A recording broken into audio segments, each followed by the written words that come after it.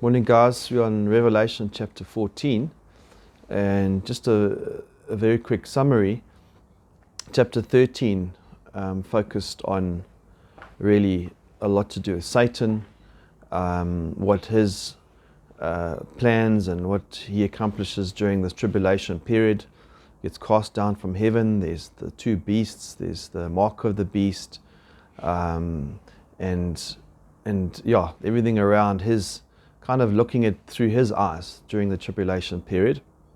And then just as we had the seven seals and then our interlude where John's focus is towards the church, after each seven seal, then there was the seven trumpets, again focusing at the church.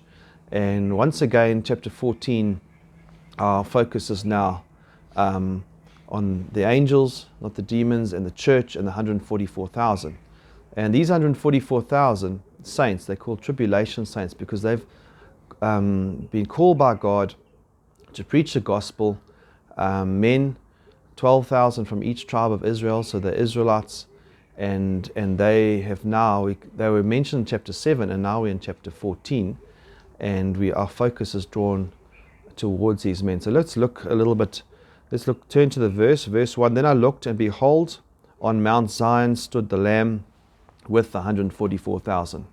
And so there's Jesus on Mount Zion with the 144,000. And the first thing that strikes us is that not one is lost.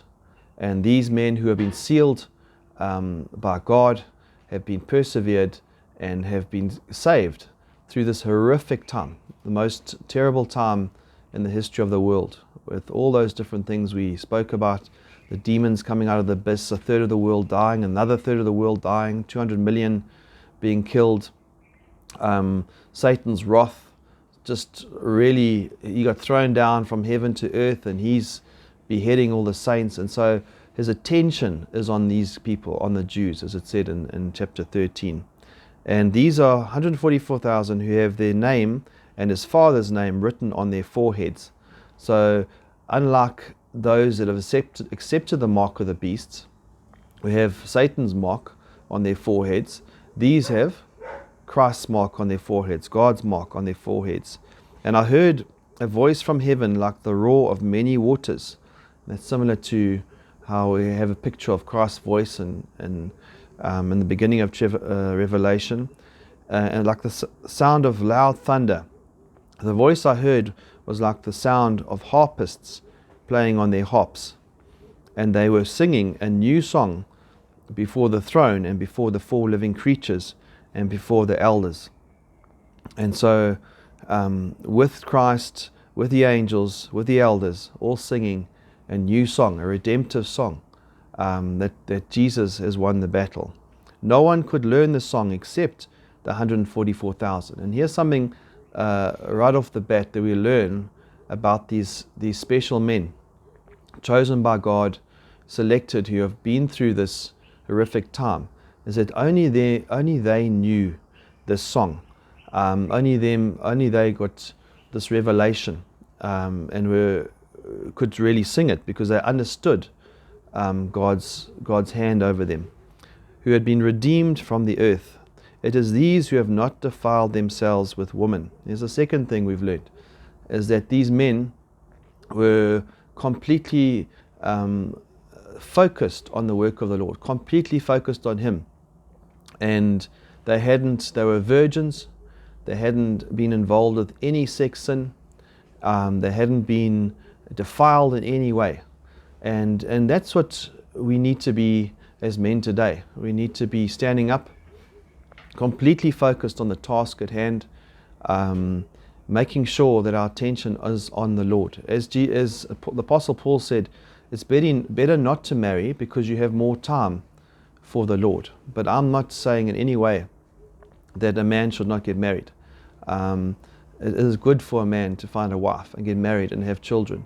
But for us today, and majority of us, what is this verse really saying? It's saying, let's keep ourselves free from sex sin. Let's keep ourselves free from pornography.